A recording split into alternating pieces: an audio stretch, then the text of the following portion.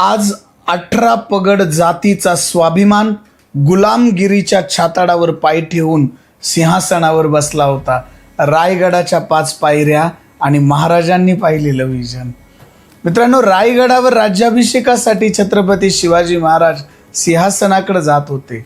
असं म्हणतात की सिंहासनापूर्वी पोहोचण्यासाठी त्यांनी 5 पायऱ्या पाहिल्या होत्या. त्या फक्त दगडाच्या पायऱ्या नव्हत्या, त्या होत्या एका युग पुरुषाच्या विचारांच्या पायऱ्या. पहिली पायरी स्वप्नांची, ड्रीमची. हे स्वराज्य माझ्यासाठी नाहीच, या भूमीतील प्रत्येक रयतेसाठी आहे. जेव्हा अनेकांनी अशक्य म्हटलं तेव्हा महाराजांनी स्वराज्याचं स्वप्न पाहिलं. दुसरी पायरी धैर्याची. भीतीला शरण नाही जायचं. अफजल खान असो की औरंगजेब, महाराजांनी संकटांवर मात केली कारण त्यांच्याकडे धैर्य होतं. ती तिसरी पायरी व्यवस्थापनाची होती. महाराजांना माहीत होतं राज्य तलवारीने जिंकता येतं, पण चालवायला लागते व्यवस्था. आणि म्हणून त्यांनी आरमार, किल्ले, प्रशासन, महसूल व्यवस्था उभी केली.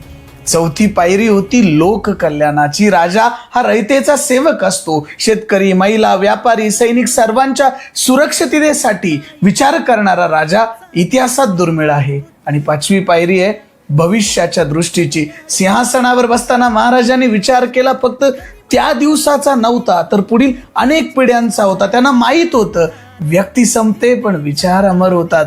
म्हणून आज अनेक वर्ष, 350 वर्षानंतरही छत्रपती शिवाजी महाराज केवळ इतिहासात नाहीत, ते नेतृत्व आहे, ते व्यवस्थापन आहे, ते राष्ट्र निर्मितीची प्रेरणा आहेत. रायगडाच्या त्या 5 पायऱ्या आपल्याला शिकवतात, मोठी स्वप्न पहा, निर्भय बना, व्यवस्था उभी करा, लोकांसाठी जगा आणि भविष्य घडवा. जय भवानी, जय शिवाजी. रायगडावर महाराज फक्त सिंहासनावर बसले नाहीत, तर ते गुलामगिरीच्या छाताडावर पाय देऊन प्रत्येक मराठी माणसाच्या मनावर राज्य करायला बसले. शिवराज्याभिषेक सोहळ्याच्या